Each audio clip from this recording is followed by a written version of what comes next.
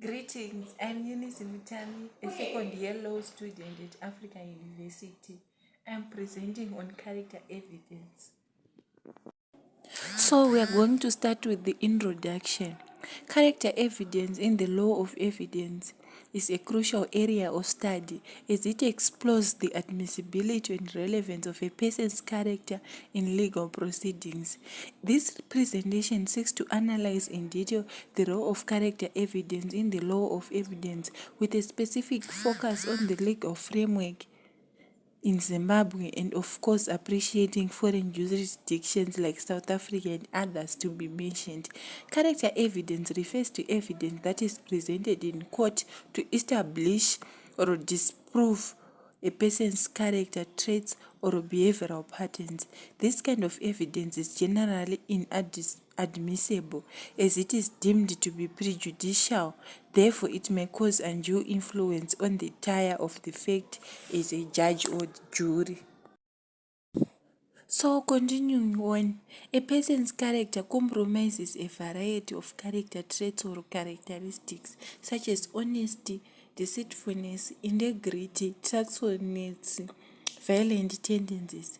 Character evidence is therefore evidence of the characteristics and can also be referred to as a person's disposition. Character means a disposition to behave in a particular. Also, a person's reputation is generalized description traits. The use of good character in Zimbabwe is also an important aspect in studying the character evidence. This type of evidence can be introduced by both the prosecution and the defense to establish the accused's good character. Good character evidence can be important where the defendant's credit is in question or where the court needs to examine the potential of the accused in committing the alleged offense. Section 253 of the Evidence Act provides the legal framework for the introduction and evaluation of good character in a trial. Moreover, it is crucial to pivotal to examine the impact of character evidence on the standard of proof required in legal proceedings. In Zimbabwe, the standard of proof in criminal cases is beyond reasonable doubt, and in civil cases is on the balance of probabilities. Continuing on with our presentation on character evidence, Section 65 of the Criminal Procedure and Evidence Act, Chapter number 9.7 in Zimbabwe, deals with cross-examination of the accused. This section sets out the rules and procedures for questioning the accused during trial. Section 265 Subsection 2 states that the accused person may be cross-examined by the prosecutor or the legal representative of the complainant. The accused or legal representatives ask any questions of any witnesses within the view to establish his own good character, or he himself gives evidence of his own good character. He may then be cross-examined upon his past misconduct or previous convictions. There are, however, other grounds upon which the accused may be cross-examined on these matters.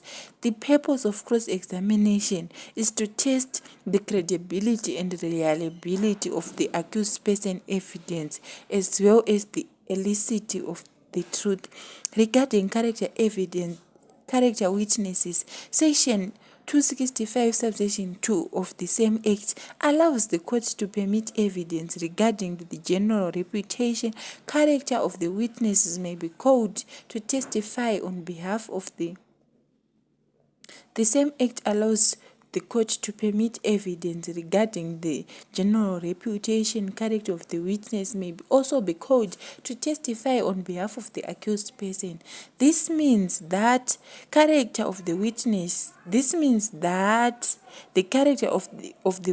may be called to testify on behalf of the accused, proving evidence of their good character or reputation in the community. It is important to note that provisions may be subject to amendments or additions over time. A witness who testifies to the accused's good character may be cross-examined to test the accuracy of his or her evidence.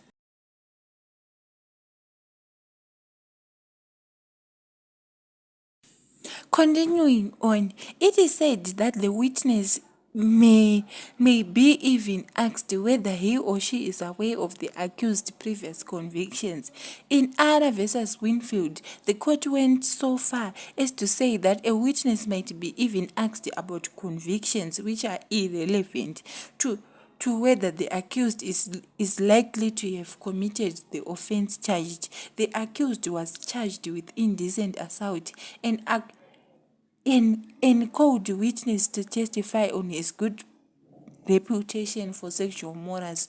The court ruled that the witness could be cross-examined on Winfield's previous convictions for offenses involving dishonesty, and that brutal cannot be confined to the accused's good character as regards to this particular aspect. However, this decision was strongly criticized as it hindered the administration of justice, as the judge or the jury will be given an impression of the accused's past allegations, which in other cases may not be relevant, which caused the accused to be in perjury.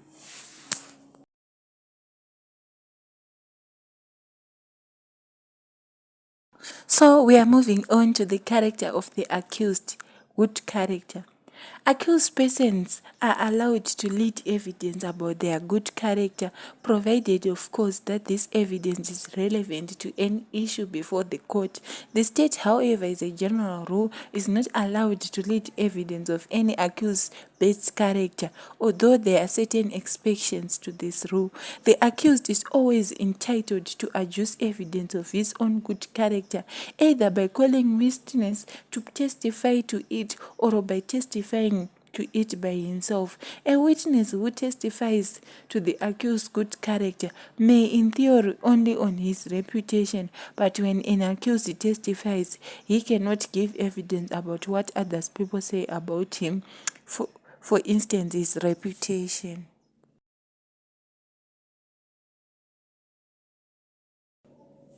Moving on to the bad character of the accused. Unless the accused puts the matter at issue by adducing evidence of his good character, the prosecution is not ordinarily entitled to lead evidence solely for purpose of proving his or her character to be bad. However, there are grounds upon which the accused may be cross-examined to show his bad character.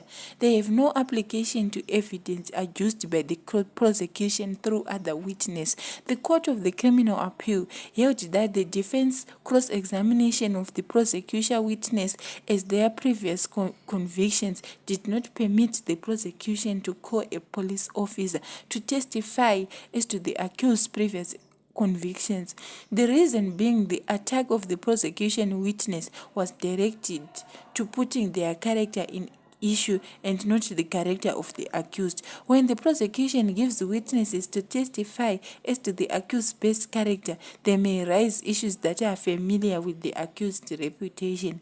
However, this legal principle does not need to be reinforced in contemporary courts where the similar fact rule applies. The prosecution is restricted by the similar fact rule, which prohibits evidence of previous misconduct of the accused, where the sole relevance of the evidence is the accused's reputation.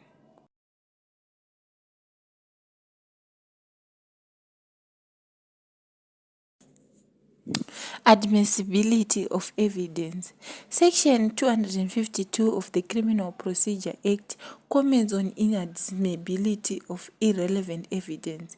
If there is no evidence as to any fact, matter, or thing shall be admissible, which is irrelevant or immaterial and cannot conduce to prove or disprove any point or fact at issue in the case being heard. Also, Section 26 of the Criminal Evidence Act states about the same thing, that it is relevant or immaterial and cannot lead to the proving or disproving of any point of fact in issue and shall not be admissible. So there are exceptions of this rule. The Criminal Procedure and Evidence Act sets out a number of statutory exceptions that can allow evidence of previous conviction to be admitted, even if it would, in most cases, viewed as prejudicial. Section 230, subsection 2A allows that for the admission of evidence of previous convictions where it is relevant to the credibility of a witness. Another exception is on section 230, subsection 2b, which allows for the admission of evidence of previous convictions where it is relevant to the determination of a specific fact in issue. For example, if the accused is charged with assault and the prosecution seeks to introduce evidence of their previous convictions for assault, the court may allow the evidence if it is relevant to the current charge. Section 2, subsection 2, section 230, subsection 2c, which allows for the admission of evidence of previous convictions where it is relevant to the accused's state of mind at the time of the alleged offense. For example, if the accused is charged with theft and has a previous conviction of theft, the court may allow the evidence if it is relevant to show that the accused had the intent to steal. In following subsection 2d, provides an exception of evidence of previous convictions where it is relevant to show a common system, plan, or action. Continuing on, in the case of State versus Ngomo, the accused was charged with fraud and the court allowed the evidence of his previous conviction for fraud. The court found out that the previous conviction showed a common system or a plan of action and therefore it was relevant to the current charge. Despite being an uncommon exception, it is still worth it. An example would be if the accused is charged with fraud and has a previous conviction for fraud and the previous conviction shows that the accused used the same method to commit the fraud in both cases, then it might be relevant to show that the accused has a common system or a plan of action. In line with section 230, subsection 2e also provides an exception for evidence of previous convictions where it is relevant to a charge of receiving stolen property. This exception allows that the admission of evidence of the accused if he has a previous conviction of receiving stolen property, even if it is prejudicial to the accused. The court must still consider where the evidence is more likely to cause prejudice than to assist the court in determining the current charge. In State versus Moka, which dealt with the extraction of evidence from previous convictions, in this case, the accused was charged for driving under the influence of alcohol. The court allowed evidence of his previous convictions for driving under the influence of alcohol, where it was relevant to show that he had knowledge or a belief that he was not allowed to drive under the influence of alcohol.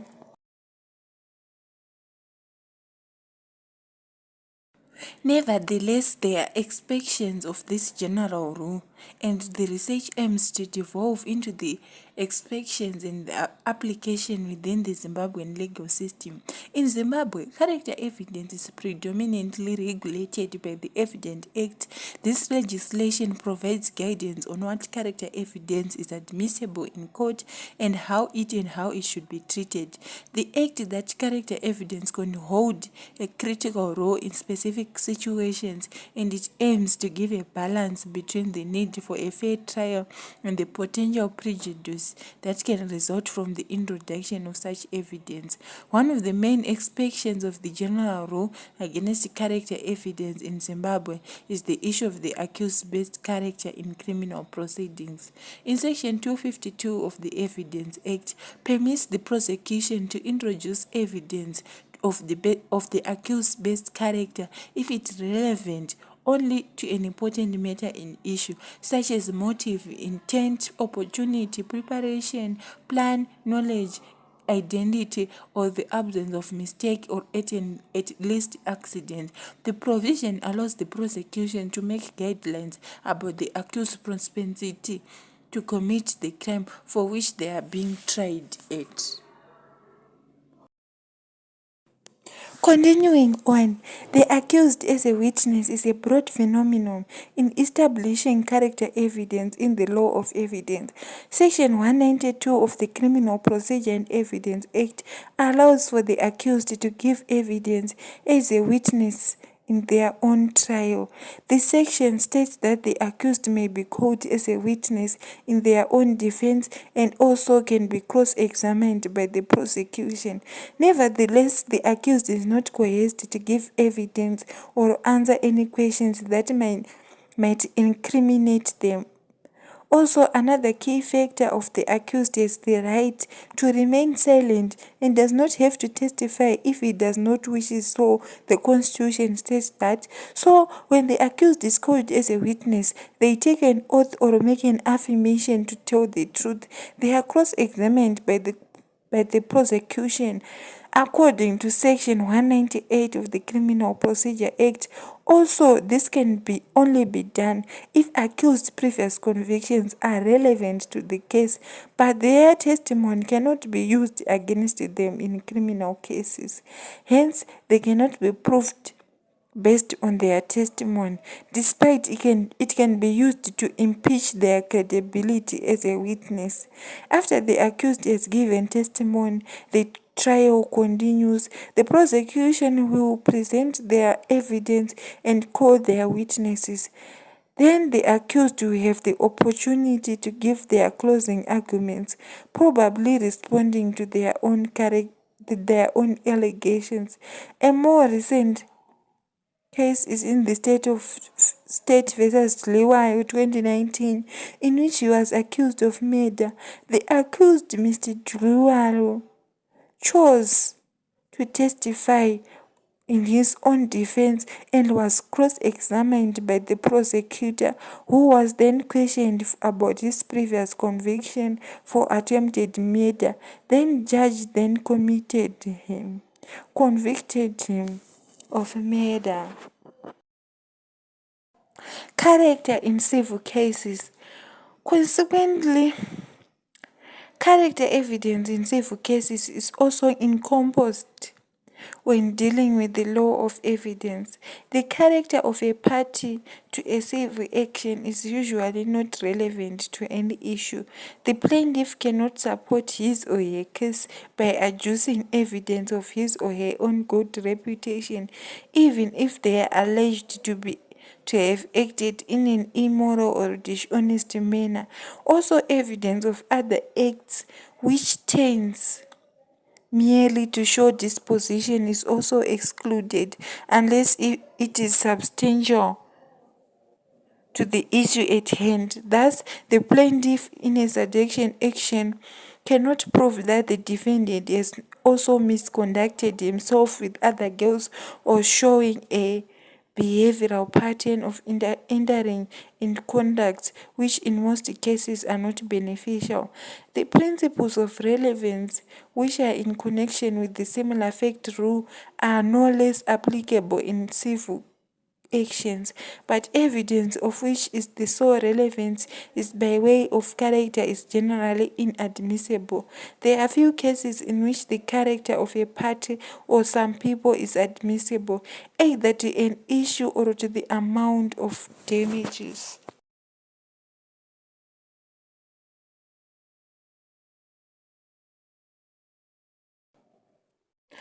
In addition, in an action of seduction, the plaintiff's virginity is an essential element of her disposition, which tends to show that she was not a virgin, if of course relevant to the issue. Thus, in Glenson versus Dahiram, the defendant was allowed to call witness to give evidence that the girl's conduct and character was opposite of moral description. In defamation cases affirmed that while evidence of a plaintiff's general bad character is admissible to reduce the damages they may have awarded. Evidence in particular acts of misconduct is not, but the rule does not operate to exclude evidence in a plea of justification that shows fault short of completely justifying the defamatory statement, but which then mitigate its impact. The defendant must plead that the plaintiff's reputation had already been damaged by other people making similar defamatory statements, rumors, suspicions, which existed within the scope of the incident, which forms the subject matter of the defamation.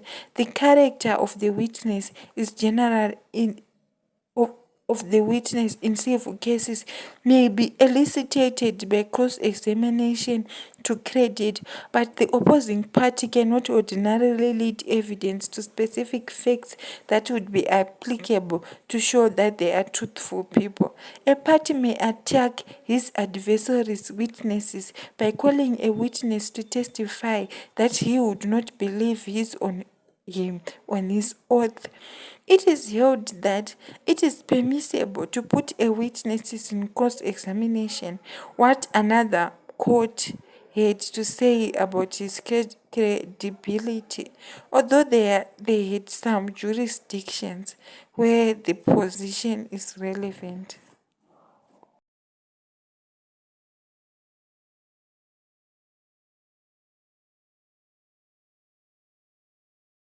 Hope you understood my presentation on character evidence under the law of delete. Thank you.